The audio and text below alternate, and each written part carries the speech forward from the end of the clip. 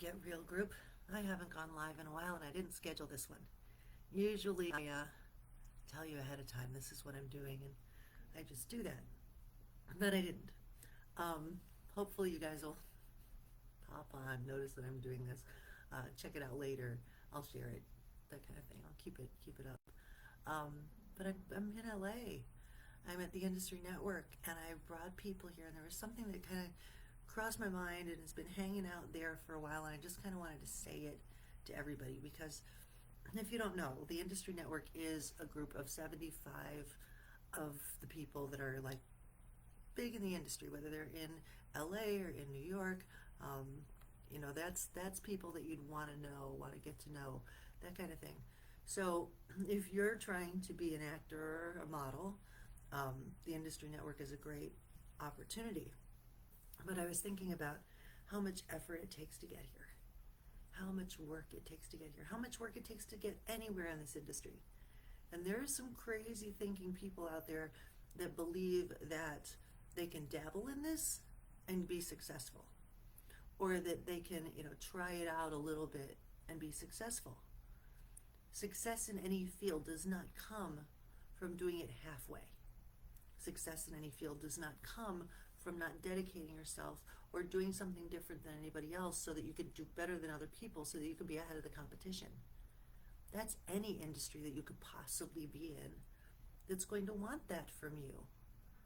So, not saying that there aren't actors out there who work in their little markets and they like their little markets. I like my little market too. I understand that. That's fine. And if that's your level of success, that's great. Find what makes you happy. Oh, we had some real good conversations today about whether or not people are living their dream life or trying to obtain their dream life, or if they're looking at what they're doing and going, but I'm going to safety net myself. I'm going to make sure that if this doesn't work, even though it's what I really, really, really want, that I've got something else going on. And that something else tends to override doing what people really, really, really want because it seems safer. It seems like the logical thing to do. It's the real job. I think COVID taught us real jobs are a myth. Those can go away too. At least when you're a creator, when you're a storyteller, which is kind of what I went, like, why do we do this? Why do we do this? Why do we work so hard? Why do we practice all the time? Why do we get coaches and spend money on that and buy headshots and print them up and go on trips like this to meet people? Why do we go through all this effort to try and be in this business? And I thought about that really, really hard. It's like, why do people dream this dream? And what hit me, what I've seen as a common thread amongst the people that do this sort of thing, is that it's a dire need, a passion, an inner burning, whatever you want to call it, to connect, share, move people. They want to touch people's lives in some way through telling a story, through their emotional journey that they're putting out there for everybody else to see. That's what they're trying to do, is to share a part of their being so that we can connect in a movie theater. I don't know who's been to the movies lately and sees Nicole Kidman walking around saying that this is where this magic happens and this is where we all come together, is in movie theaters and watching the movies. Okay, they want to be a part of this. These actors want to be a part of this. This matters to them. And it matters to those people that keep watching them. It's something about humanity. We don't want to stop interconnecting by stories. We've been doing it since there was no film. So I think it's part of that human nature that drives everybody. But the thing is, it's such a common thing that people want this. They want this. They want this a lot. But do you want it bad enough to alter things from how they are right now? You can't live a different life. You can't live a dream life if you're doing the same things you are right now and you're not living your dream life. It doesn't make any sense. You have to be willing to take an analysis of, am I doing the things that I need to do to obtain my dream life? Or am I going about it a little bit? the people that are being career extras are doing it a little bit. Even if they're working 12-hour days, 18-hour days, whatever it might be, and getting paid a little bit, they're not learning their craft enough so that when that opportunity might present itself, that they're ready for it. You have to find the balance of that. Are you dabbling in your dream life, or are you trying to obtain your dream life? Does your dream life take some skills that you haven't learned yet? And you need to learn them. The people that are doing theater but really want to be doing TV and film, they're pretending to live their dream life. They're playing it safe because the theater is always there. The theater is there for them. It's going to provide the same thing over and over again, where they can go in and talk to the same people and work another play on the stage in front of the same people over and over again ad infinitum. But it's safe because they're not actually chasing their real dream. Real dreams are scary. People tell you you can't have them. And the people that tell you that you can't have them usually gave up on theirs somewhere along the way. So what do you want to do? Do you want to really be good at this? Do you want to learn how to be good at this? Do you want to take the time and the effort and the energy and the money that it takes to pay a coach so that you can be good at this? Or do you want to half-ass it? Because that's what I'm seeing a lot of people do, is that they're just going to try it for a little while and see if it works. What kind of career can you try for a little while and see if it works? No, you have to jump in full force, full throttle, go when you want a career. You work at it. You work at it hard. You work at it diligently. You take the pitfalls and you learn something from them, and then you move on. And then you get better and better, and you move up higher and higher. This is not a sprint. It's a marathon, like any career should be. But you got to be dedicated, not halfway. And I'm not saying that everybody needs to quit their day job right away. I'm not saying that. But have your day job and make sure you're taking some classes. Have your day job and get on the websites you need to get on, the casting sites. Have your day job, get a real headshot. And that doesn't mean show up at a whole bunch of movie premieres and take pictures in front of a step and repeat wall. Anybody can do that. That proves nothing. Going to walk in a fashion week that's charging you to walk in the fashion week, we know what that is. You're not proving anything to anybody by sticking it on your Instagram, other than you spent money. So, okay, will you change your routine? Will you move someplace where you're supposed to move to be in a bigger market if you're ready to? Are you going to do these things? Are you going to come to a thing like this, like the Industry Network, and meet these people and stand in the room with them and shake their hand? I give them hugs. I don't shake hands most of the time because I love some of them very much. That's putting it out there. That's saying, I'm going to take a chance. I'm going to do this. I'm going to get ready to do this. And then I'm going to put myself in the close proximity to people that can help me to do this. And maybe it'll change things. Maybe it'll change my life so I can help change other people's lives, because that's really what I want to do. Is that you, actors? Is that you, models? Do you want to go out there and influence people? Is this what you want to do? Because if it's not, then don't bother dabbling in it, trying it a little bit, giving up, and blaming everybody else, which is very, very, very common. It's not easy. There's rejection. It's not easy. You know, I tell the story about Madeline Horcher. Madeline Horcher was, oh gosh, I think she was 12 when I met her. Maybe 11. She was just a kid. And she'd done nothing. She sings. She was singing like an adult. She was like 11. But she came to me, and I coached her, and we saw something in her, and I say we because it was my mom and my brother were all noticing something was amazing about her. And along came an event, not like this one. This one's much bigger and much more interesting, but I won't say it was more interesting. Big Break Hollywood was interesting too, and it was run by Margie Haber, who's Brad Pitt, Halle Berry, Kelly Preston, Vince Vaughn's acting coach. And I didn't know this was happening until 15 days before it was happening. So I sent the 5 people that I thought were ready, willing, and able to do something different, something big, something that could change their lives. I sent them. And Margie had 300 people participate. She had 3 winners to the event, one of them being Madeline Horcher. Madeline Horcher was flown out to LA, given headshots, given the whole shoot for the headshots, coaching, and then she was networked with people and asked to be signed by William Morris Endeavor that following spring. Now, if anyone knows what WME is, it's one of the biggest agencies in the history of the industry. So, big deal. That all happens to her. After that, her being that good at her auditioning, she had 28 callbacks in the top 2 for Disney and not hired because her resume wasn't there yet. They thought maybe she's just good at that. Why isn't she being hired? Maybe she can only audition.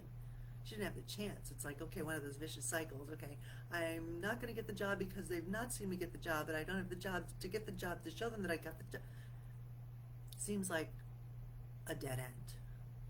But instead, she went back to her smaller market. She built up her resume. She got herself ready to go back. So she went back. And then she landed Good Luck Charlie. Then she landed House. Then she landed CSI. And I don't think I'm doing these in order because I think she was on House before she was on Good Luck Charlie. But whatever. Then she ended up on Grace Point, which is a 10-episode miniseries based on Broadchurch. It was the BBC show, but she had the part in the episodes of the dead kid's sister with David Tennant. Then she had a Jack Reacher sequel where she walks with Tom Cruise. She's voiceovered through the film, and she walks with him again at the end. So that's pretty cool. Now she's on Big Sky, wielding a bloody knife at Reba McEntire. Yeah, she's playing a kind of crazy part, but that's so cool. Had she quit after 28 Disney auditions and not hired, she wouldn't be there today. They did not go in halfway. They tried everything they could to make this work for her. And now her little sister's doing it too. She's in movies too. Has been actually for a while. So, do you want to really do this and change your life? Do you want to do this a little bit and change your life because you're not doing it all now?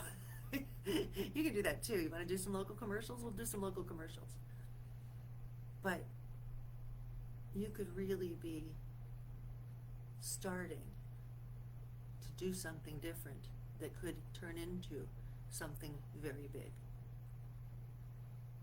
But if you're not starting, if you're not doing something, if you're not taking a chance, if you're not allocating your time to your dream, then you're just going to not live that. Maybe never. There's a lot of people that never do, playing it safe. So this is what's in my head. Are you the passionate storyteller? Are you the creator? Are you the one that wants to move people's emotions when they look at you in fashion, when they see you in a photograph? Is that what you want to be? Because if you do, align yourself with people that know what they're talking about. Do not go to TFP photographers who don't know how to shoot photography. They're trying to learn, and that's why they have time to do TFP. Good photographers want to be paid.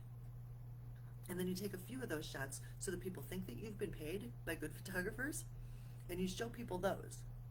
And then they'll want to hire you and pay you because they're looking at these things that you made that look like you've worked already. Okay, cool. Okay, cool. That's one way to get in there. Not TFP. Stop paying for too many things that you should be paid for. That's one thing. Eventually you have to go, I'm not doing any more extra work. I'm done with that.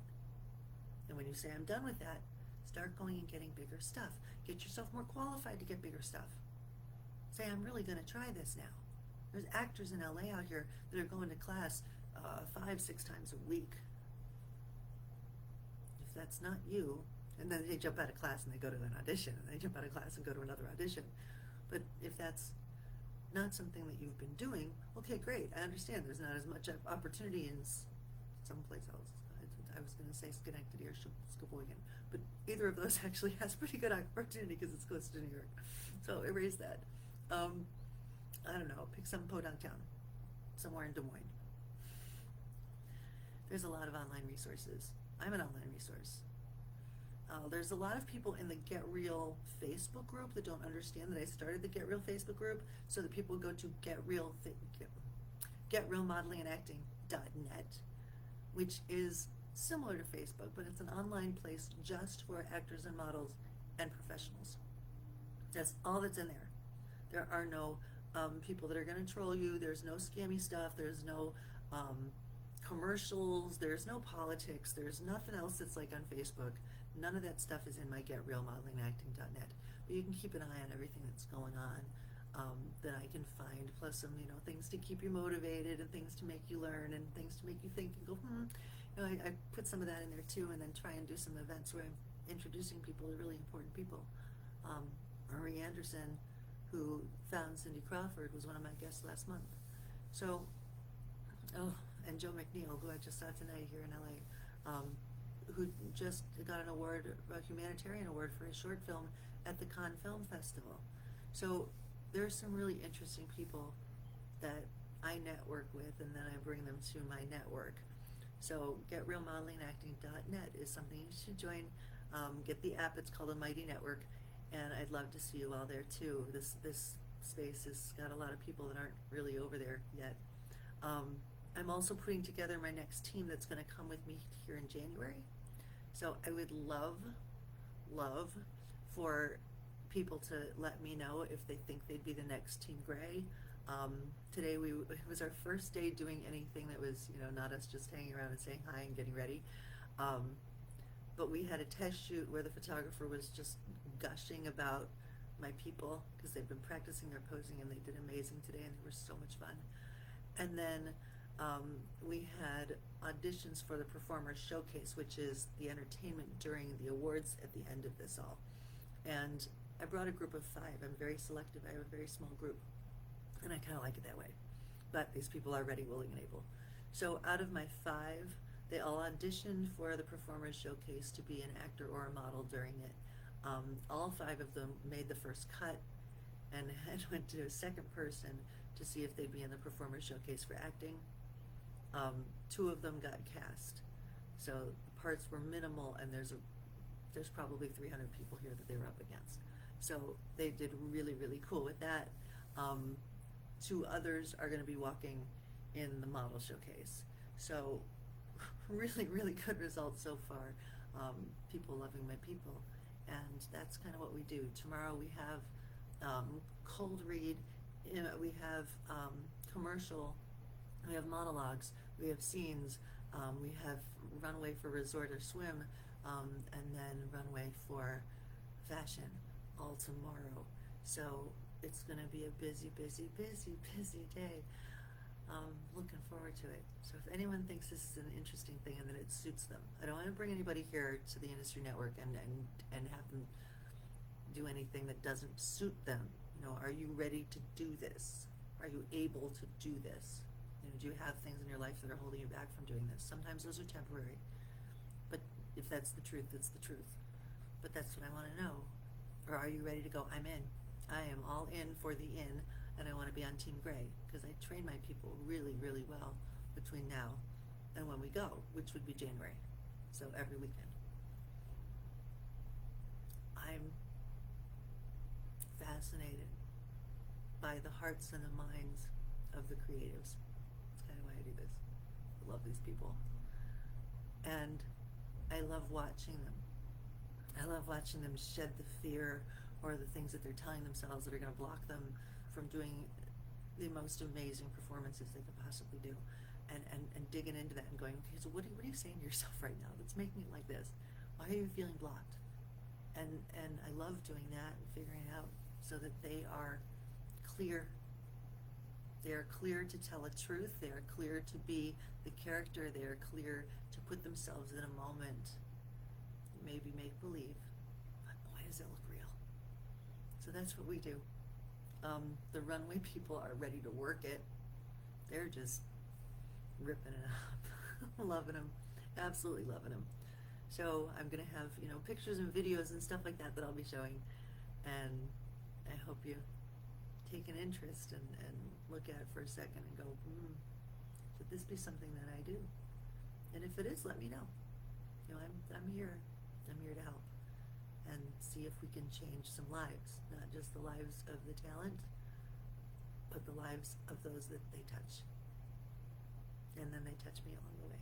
So, anyway, that's my message. That was what's on my head. And I hope that maybe you did a little soul searching because I said something. Have a good night.